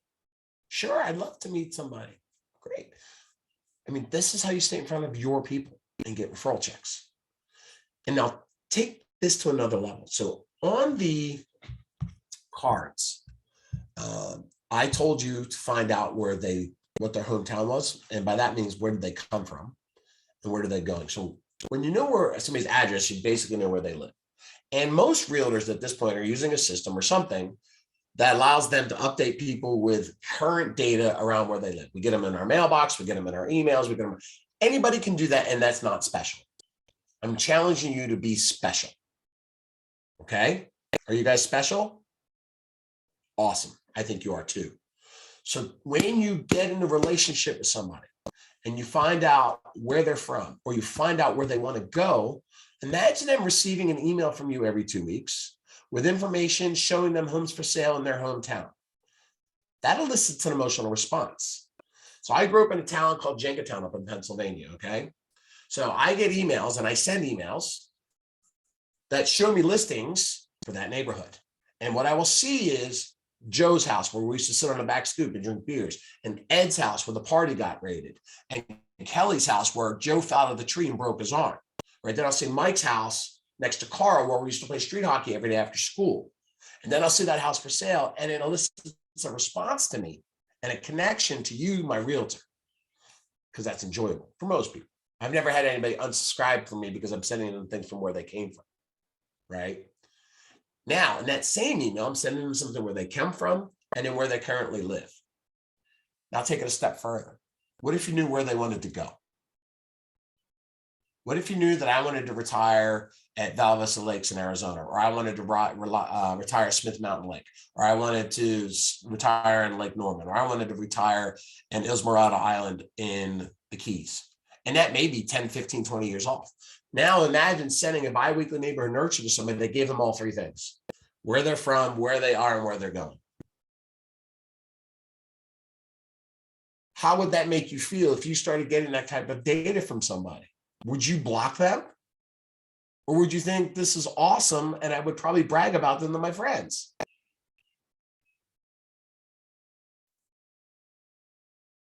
So what you do, so when I pin their map here, and I pin that address, I said to find them an area, but I can add a neighborhood. So when I click add a neighborhood, I can go into a map or type in an area, find it on a map, and pin that puppy. Okay. So now I've got Winter Hill and Jenkintown. Now, if I also wanted to add Val Vista Lakes,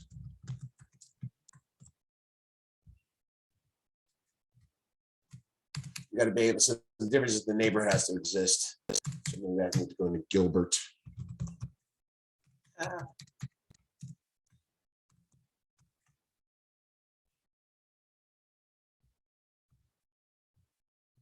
Or I can literally just go into the map, find on map.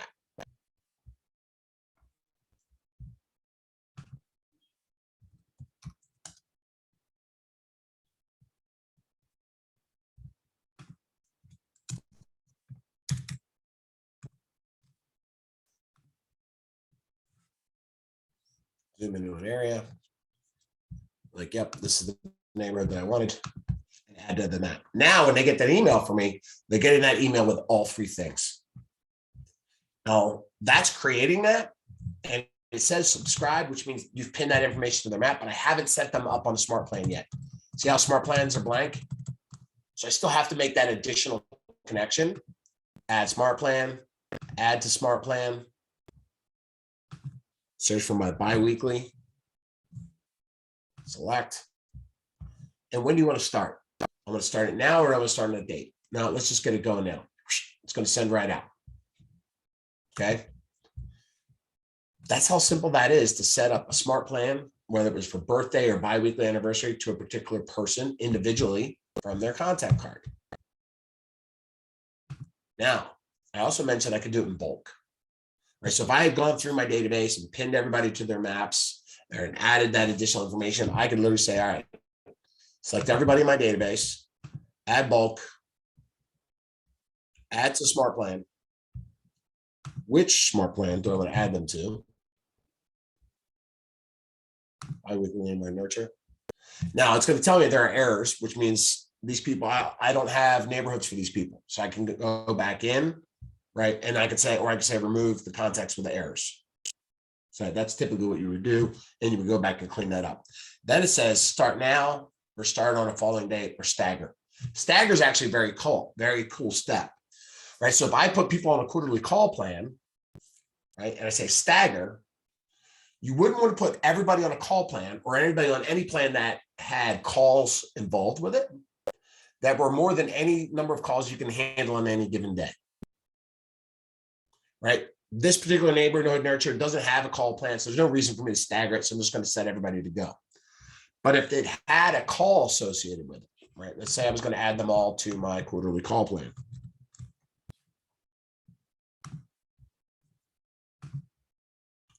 I wouldn't start them all now because that means it's going to tell me to call everybody on this list today. I wouldn't start everybody on any specific date because once a quarter on that day, it's going to tell me I got to call these 100 people. I'm never going to call 100 people in a day. Fair? But if I said stagger this, give me 10 people per day, because that's what I can manage, then what it will do is it'll start that smart plan for 10 people each day and allow me to manage that people. And in a call plan, it'll trigger tasks, right? The tasks will show up on my database and on my phone, tell me that these are the 10 people I'm supposed to call today. If you don't call them, then tomorrow I'm going to have 20 people to call. The day after that, I'm going to have 30 people to call. You got to check off that you called them if you actually called them or not. You got to take action with what the system's telling you to do. But that's how you stay organized. I'm not going to add all those people to that call plan. Now, there's another way to add people. So I could say add everybody, right?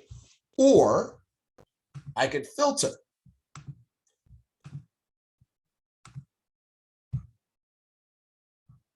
I'm not using that tag. I could filter by.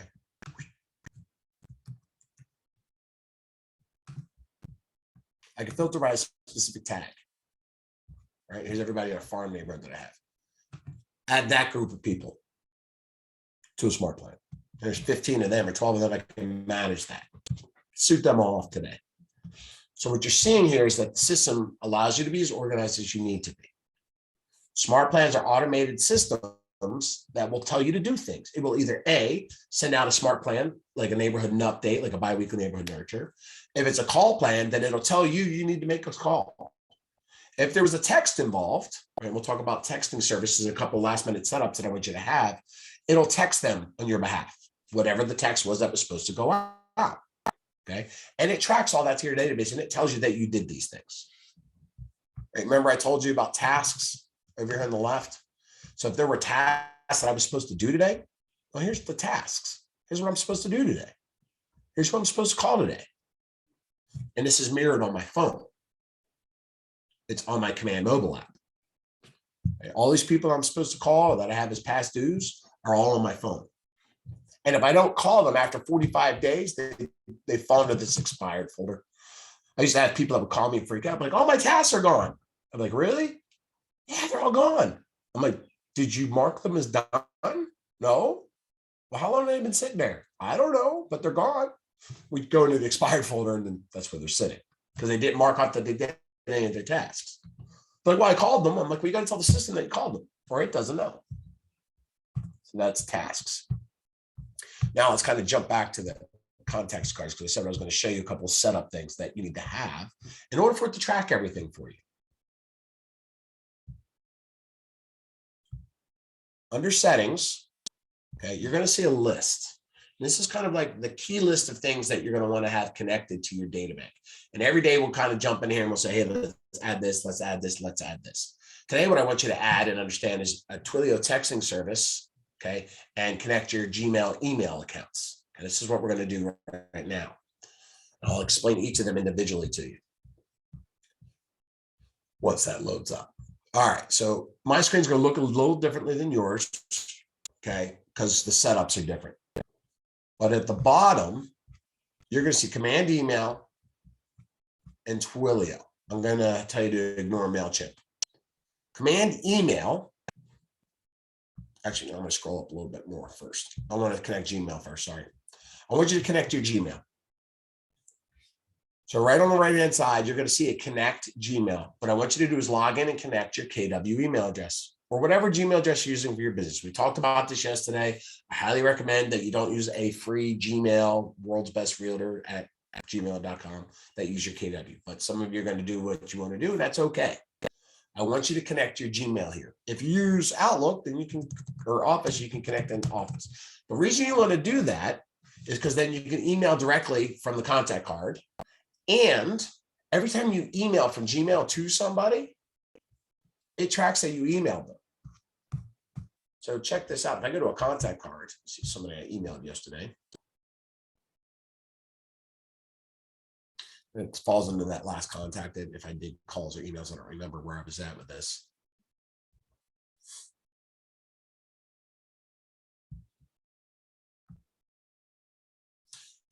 So here's an email that went out to them. All right, so I could see that connected, that email synced out.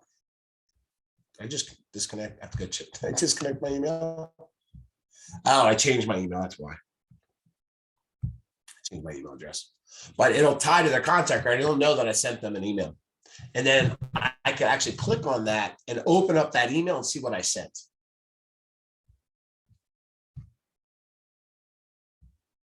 Oh, I did. I just connected it. Oh, let's walk through it. Connect. Add account.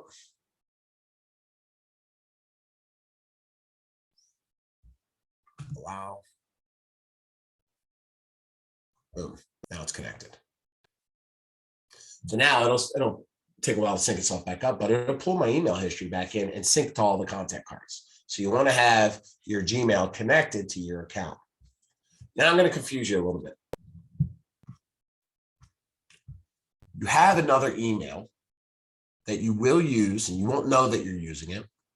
Your consumers really won't know that it's coming from a different email, but it's different than Gmail, okay? And there's a very good reason for it. It's for tracking. So Command gives you 5,000 emails a month for marketing purposes. Gmail's free and it's unlimited. When you email people, like those biweekly neighborhood nurtures that are coming from the system, those are not being sent from your David Donaldson at kw.com email address. They're actually being sent from an email server that KW owns that allows them to track everything on your behalf. So the email will actually go out. It'll say that it's from you. It'll say this from David Donaldson, but the email behind it is actually agent, and it'll have a number, which is your KW number at mail.kw.com. The consumers don't get twisted by this. Agents get twisted by this because they think it's confusing, and it's really nothing to worry about, because when your consumers respond to that email, you're telling the system, send all those email responses to this email address. So you want to go into your system right now, go to command email, click the word manage, type your name as the sender, okay, and then put your reply to email address in as that reply to email address that you're utilizing for your business, which would be your name at kw.com, which you should see in the drop-down list. Now you'll see is you get 5,000 emails a month that the system will send out on your behalf. If you find yourself sending more than that, I'm going to tell you to go talk to somebody, because now I feel like either A, have too many people, or you're spamming people. So you got to be careful. I would challenge you to go talk to your Market Center tech trainer to get a better idea about what you're sending and what's the cadence look like. If you had 10,000 people in your database, okay, that's different. But you're going to have to pay for additional usage. That's just part of the system. Okay, so this is an email address that you won't know, and the agents, your consumers won't know, because they're going to respond back to you. But for tracking purposes, it sends it out a little differently for smart plans and alerts and things like that. Secondly, below that, we use a service called Twilio. Is anybody familiar with Google Voice? All right, so Google Voice, it allows you to have another phone number other than your own. So I have a 480 phone number from Arizona because that's where I lived before I came here. I had a lot of contacts from Arizona, so I did not change my number from 480 to local. But when I got into business here, I wanted a local number. So I got a Google Voice number. It's a 703 number that I can use in my business. It's on my signs and it forwards to my phone. It's not my Verizon number. Then I think it's $10 a month to have a Verizon number. This is similar to that. And rather than Google, it's a company called Twilio, and it's more for texting than it is for calls. So while you can send out auto emails from the system, like this monthly neighborhood nurtures, I can also bulk text and text directly from the system, from your Twilio number. Okay, it's a separate number that you have to pay for. It's cheap, very cheap. Recommend that you do it. All right, because the system will give you text messages to send. The text cannot come from your number. It has to come from your command number. So part of that message is, hey, this is Dave Donaldson. This is my business texting number. Just wanted you to have that. Maybe have that saved to your phone as well. My main number is 703-278-2255. People in this day and age usually don't question that stuff, and that's okay. Right? So you can pay for $3 a month for 300 text messages and to have the phone number. And here's the cool thing, right? At the bottom, it says, hey, do I want to have my forwarding number connected? You do, because sometimes people will try to call you on that texting number, right? And they're not going to get anybody. So what you want to do is set up that forwarding at the bottom. And what happens is somebody actually calls my number, 703-343-9396. It actually rings through to my cell phone. And I'll know that it's somebody calling from my text number. And I can accept the call and take the call. So I don't market that number. I use it for texting, but if anybody ever calls me on it, it forwards to my regular number. That's pretty cool, right? So you can bulk text, group text, right? Text forward. The system, the smart plans will create text messages to go out on your behalf. So I do recommend that you have it. It tracks. It'll tell you if people blocked your number. Same with if it blocked, if your emails get blocked, the system tells you all those things. It flags all those things. But you're going to want to connect those two. And I will tell you to use 300 a month. If you find that you're going above and beyond that, you can think it goes in increments of like 300, 600, and 1150, or 1200, and 1200 is like $11 a month. So it's really, really cheap to have that in your world. So if I come back to the flyers, the slideshow for today, we talked about contacts. We talked about importing contacts. We talked about adding contacts, talked about tags. We talked about default custom questions. We talked about utilizing the big three for smart plans, right? We talked about sending biweekly, monthly neighborhood nurtures.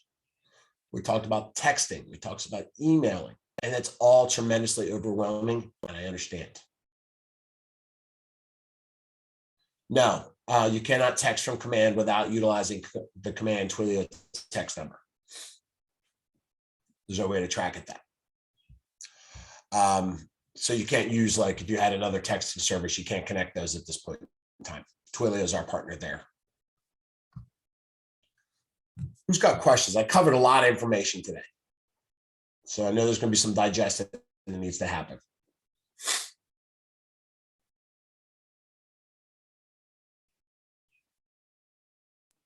I have a question. Earlier on, and this is based on, I just want to have your thoughts on it and also share my own experience. I found that it's important to also find know about the culture of your community. In real estate, there's diversity in terms of race, in terms of culture. Mm-hmm. And for instance, earlier we talked about knowing maybe your draft team and knowing certain events and anniversaries is also key if you understand the particular community you are operating in. You also need to key into their culture. You also need to key into their some kind of events that is unique to that particular ethnic community. So I wanted you to weigh and see how important is that in the overall. I think it's incredibly important, right? The more that you can do and be the community person and be involved in whether it's, I was involved in the PTO, I would sponsor things and festivals and events and things like that. Different cultures, different communities do more community type driven events. Like I have things in my neighborhood that I sponsor. I'll do ice cream social on the last day of school, little things, right? Absolutely. Getting ingrained in your community will set you apart 100%. I fully support that. Thank you. Absolutely. All right. So through today, right? So downloading, getting those people in your database, use that import form, which I realize didn't exactly show you how to import. Let me jump back here real quick. We did individual imports.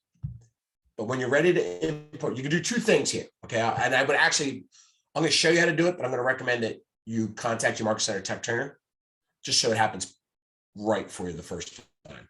Either your Market Center tech trainer or Scott Lowry Marketing can help you with this if you're not comfortable doing it. But from your contacts page, you have this import. Okay, it's going to ask you to upload a file. If you upload that import form that I gave you to the system, it'll zap all that data in. Right now, if you have contacts in your database that already have that email address, already have that phone number, it won't upload them a second time. So you'll get an error message that says, hey, of the 100 contacts you tried to import, we took 97 of them. Here's the errors on those two. And you can download and see what that, because that'll be under your little bell up here, because you can download a CSV file to say, hey, what didn't come through. All right. But upload that file and then everybody will come in. I do recommend that you do maybe 10 first. Don't do 1,000, do 10, do 5. Right? So you see what they look like when they come in with all the data that you send in, so you're good with it. If you want to do a bulk import, hey, I've got 4,000 contacts in this other system, talk to your Market Center tech trainer, talk to me. I want to make sure that happens properly. If you're transitioning from another system, talk to your Market Center tech trainer, talk to me. We'll make sure that data happens the right way. If you're starting from scratch and using the import form, this is pretty straightforward. I'd recommend you do like 5 or 10 first, and then do the bulk import. You can just zap that off your computer. Just like yesterday, I will give you the slide deck with all the notes, right? All the contacts, the ideas, everything we talked about. And, your action steps going forward, leaving today, is to take action, right? Keep working on your marketing profile. Keep working on your bio. Keep adding people to your import form or to your database if you're already doing that. Building out your tags, building out your questions, right? Share your mobile app with 10 people, a minimum of 10 people every day, and go back and verify that they've been added by looking for those green check boxes, right? At the end of this week, you're going to be done. So I recommend that you have a meeting scheduled with either your PC, if you have them both in your Market Center. I recommend that following next week, you have a one-on-one with your Market Center tech trainer and a one-on-one with your PC coach. So you can talk about the next steps of adding everything and make sure that you're running this in a way that makes sense for your business. Right. So be proactive, start scheduling those appointments out now so you can get on their calendar. Okay. You can download that Facebook extension that I showed you guys how to do with your birthdays and take those and put them into your import form, right? Add as many addresses as you can. And once you get them in your data bank, set up the quarterly call plan after you've got your tags. Set them up on a monthly neighborhood nurture. By all means, set yourself up first so you see what it looks like, right? It's all about relationships. Tomorrow is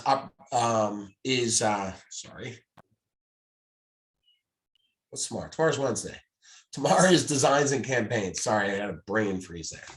Designs and campaigns are tomorrow. Thursday will be opportunities. So I want you to think about Thursday. If there's anybody you're working with, start having them on a list and in your database so you can create an opportunity for them on Thursday. Tomorrow, we're going to talk about flyers and presentations and postcards and Facebook advertising and magazines and all the things that you have at your disposal to utilize the listings that you leverage. And Ruth, one of our fences Market Center tech trainers, is going to train you on that class tomorrow. So we look forward to seeing you all that. I do have an 11 o'clock, but I got 4 minutes If there is a couple of questions out there, feel free to open mic and I can answer that for you.